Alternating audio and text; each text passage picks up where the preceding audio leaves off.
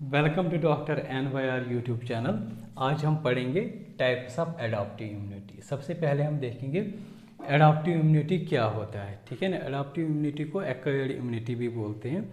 जैसे हम बर्थ के बाद जब भी हम किसी पैथोजन के साथ जो हमें एक्सपोज हो जाएंगे तो हमें उस टाइम पे जो इम्यूनिटी मिलती है उसको बोलते हैं एडाप्टिव इम्यूनिटी। ठीक है ना। तो इसके टाइप्स जो होते हैं वो यूजुअली दो होते हैं। एक होता है एक्टिव इम्यूनिटी, दूसरा होता है पैसिव इम्यूनिटी। एक्टिव इम्यूनिटी में क्या होता है, सपोज कोई पर्सन है तो इसको किसी डिजीज़ का मतलब क्या होता है, किसी पैथोजन का इसको एक्सपोज हुआ है। तो उस टाइम पे क्या हो जाएगा, जब ये पैथोजन इस पर्सन को अटैक करेगा तो ये पर्सन जो है ना ये बनाएगा एंटीबॉडीज़। ठीक है ना। एंटीबॉडीज़ मतलब जब ये रेस्पॉन्स करेगा, रेस्पॉन्स में क्या बनाएगा, ये एंटीबॉडीज़ बनाएगा। पैथोजन का मतलब क्या होता है, एंटीजन। एंटीजन होता है फॉरेन के साथ इसने इस पैथोजन ने क्या किया, इस पर्सन के इम्यून सिस्टम को इंड्यूस किया है, तो इसने इंड्यूस होकर एंटीबॉडीज़ बना दिए। तो ये एंटीबॉडीज़ इस पैथोजन को न्यूट्रलाइज करेंगे। तो एक तरीके का यहाँ पे हमें इम्यूनिटी मिल गई ना। तो इस तरीके का जो इम्यूनिटी मिलती है उसको हम क्या बोलते हैं, उस इम्यूनिटी को बोलते हैं, इस इम्यूनिटी को बोलते हैं एक्टिव इम्यूनिटी। क्या होता है एक्टिव इम्यूनिटी। या हम इस पर्सन को अगर हम वैक्सीन करेंगे, चाहे वो वैक्सीन जो होगा ना, जो हम आगे पढ़ेंगे, वो डेड भी होता है और इनएक्टिवेटेड फॉर्म में भी होता है। तो वो वैक्सीनेशन अगर हम इसको करेंगे तो उस टाइम पे भी क्या होता है, उस टाइम पे भी जो इम्यूनिटी मिलती है उसको भी बोलते हैं एक्टिव इम्यूनिटी। या कोई अगर हम देखेंगे डेड ऑर्गेनिज्म या हम माइक्रोब होगा या कोई पैथोजन होगा तो वो भी क्या एक्ट करता है एज ए एक्टिव इम्यूनिटी। ठीक है ना। तो ये जो हम डेड ऑर्गेनिज्म में वैक्सीनेशन के थ्रू जो होती हैं वो आर्टिफिशियली हम प्रोवाइड करते हैं ना, तो वो आर्टिफिशियल वैक्सीनेशन होता है, लेकिन आर्टिफिशियल एक्टिव इम्यूनिटी में वो आता है। तो यहाँ पे क्या होता है, अगर हम देखेंगे ना, ये पर्सन जो था ना ये एंटीबॉडीज़ खुद बनाता है। ठीक है ना। खुद इसका इम्यून सिस्टम एंटीबॉडीज़ बनाता है। इस एक्टिव इम्यूनिटी में क्या होता है, जो पर्सन जो होता है वो अपनी इम्यूनिटी या जो एंटीबॉडीज़ होते हैं वो खुद बनाता है। ठीक है ना। दूसरी जो इम्यूनिटी जो होती है वो होती है पैसिव इम्यूनिटी। ठीक है ना। तो यहाँ पे क्या होता है, मेरे पास एक इंडिविजुअल है, इसको मैंने सीधा एंटीबॉडीज़ दिए हैं, मैंने बाहर से एंटीबॉडीज़ लाए। ठीक है ना। या जब हम किसी स्नैक बाइट जो होता है, जब वो किसी को सांप काटता है तो उस टाइम पे जो इंजेक्शन लगाता है वो प्रीफॉर्म्ड एंटीबॉडीज़ होती हैं। क्या होती हैं, प्रीफॉर्म्ड एंटीबॉडीज़। जब हम उसको देते हैं उस पेशेंट को जिसको सांप ने काटा है, तो यहाँ पे क्या होता है, हमने सीधे एंटीबॉडीज़ को दिया है, एंटीबॉडीज़ दिए और वो जो पॉइजन था उस पेशेंट में वो न्यूट्रलाइज हुआ है, वो ख़त्म हुआ है। तो यहाँ पे हमने क्या किया, एंटीबॉडीज़ को सिर्फ दिया है। और यहाँ पे जो इस पर्सन का जो इम्यून सिस्टम जो था ना वो खुद एंटीबॉडीज़ नहीं बनाता है, ये हमने बाहर से प्रीफॉर्म्ड एंटीबॉडीज़ से ही इसको दिए, एंटीबॉडीज से डायरेक्टली दिया।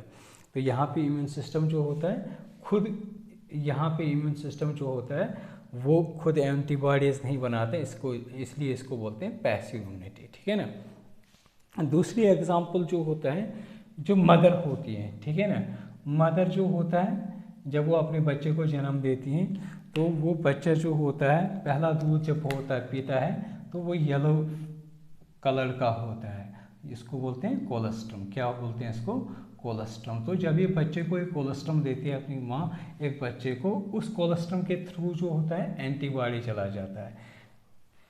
तो वो एंटीबॉडीज़ कौन सा होता है, वो होता है IgA। तो सीधा उस बच्चे को क्या मिलता है, एंटीबॉडी। ठीक है ना। वो बच्चा जो होता है उस टाइम पे वो इतना सक्षम नहीं होता है कि वो किसी डिजीज़ को, उसका इम्यून सिस्टम वेल डेवलप्ड नहीं होता है कि वो उस किसी भी डिजीज़ को काउंटर अटैक करे, इसीलिए डायरेक्टली उस कोलेस्ट्रम के थ्रू IgA मिलता है, ताकि वो जो है ना कोई भी डिजीज़ का उसको कोई भी डिजीज़ से वो प्रोटेक्ट रहे। ठीक है ना। तो उस तरीके का जो होता है उसको भी बोलते हैं पैसिव इम्यूनिटी।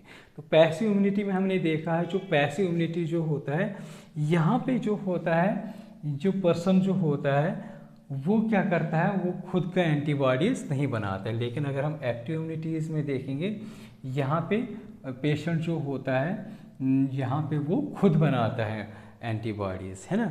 दूसरी एग्जांपल अगर हम देखेंगे इस पैसिव इम्यूनिटी में, यहाँ पे जो अगर आप लोगों ने देखा होगा माँ के पेट में जो बच्चा होता है तो उस टाइम पे भी उस बच्चे को एक और एंटीबॉडी मिलता है जिसको बोलते हैं IgA, इम्यूनोग्लोबिन जी।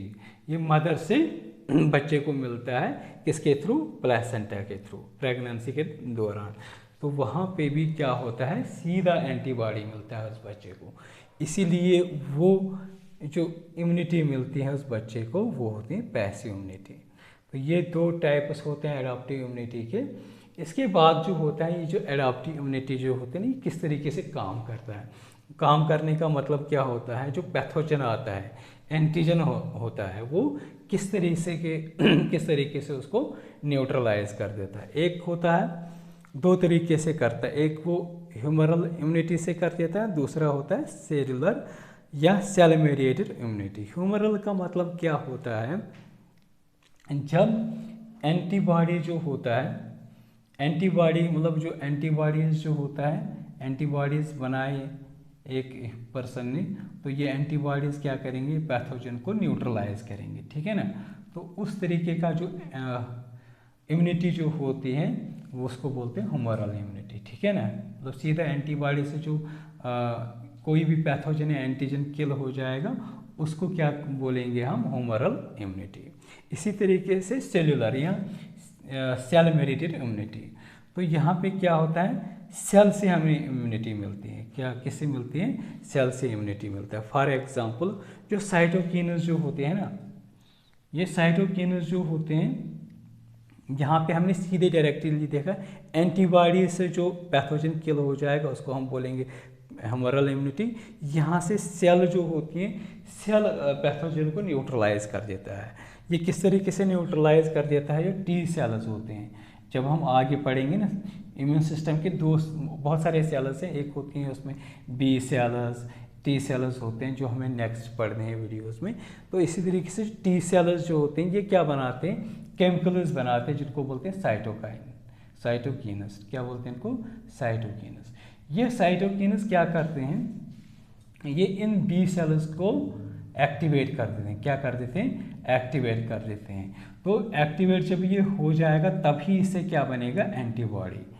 क्या बनेगा, एंटीबॉडी। तो यहाँ पे जो इम्यूनिटी जो मिलती है सेलुलर, क्योंकि हमने देखा टी सेल से हमें यहाँ पे इम्यूनिटी मिली। टी सेल न्यूट्रलाइज करते हैं कोई भी पैथोजन को।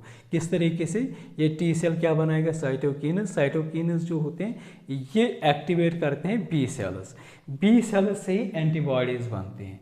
तो अगर हम देखेंगे यहाँ पे जो पैथोजन न्यूट्रलाइज हो जाता है वो हमारे सेल से होता है। यहाँ पे एंटीबॉडी से होता है, यहाँ से सेल से होता है। तो कौन सी सेल से होता है, टी सेल्स। टी सेल्स का मतलब क्या होता है, टी होता है थाइमस। थाइमस एक हमारा आर्गन होता है इम्यून सिस्टम का। तो यहाँ से क्या होता है, इसलिए इसको बोलते हैं टी सेल। तो ये टी सेल क्या आप करेंगे, साइटोकिन्स बनाएंगे। साइटोकिन्स हमारे बी सेल्स को एक्टिवेट करेंगे, जिससे क्या हो जाएगा, एंटीबॉडीज निकलेगा। और उस तरीके का जो इम्यूनिटी जो होती है उसको बोलते हैं सेलुलर या सेल मेडिएटेड इम्यूनिटी। अगर आप लोगों को हमारा ये वीडियो अच्छा लगा होगा, प्लीज़ इस चैनल को सब्सक्राइब कर दीजिएगा, वीडियो को लाइक एंड शेयर कर दीजिएगा। Thank you very much.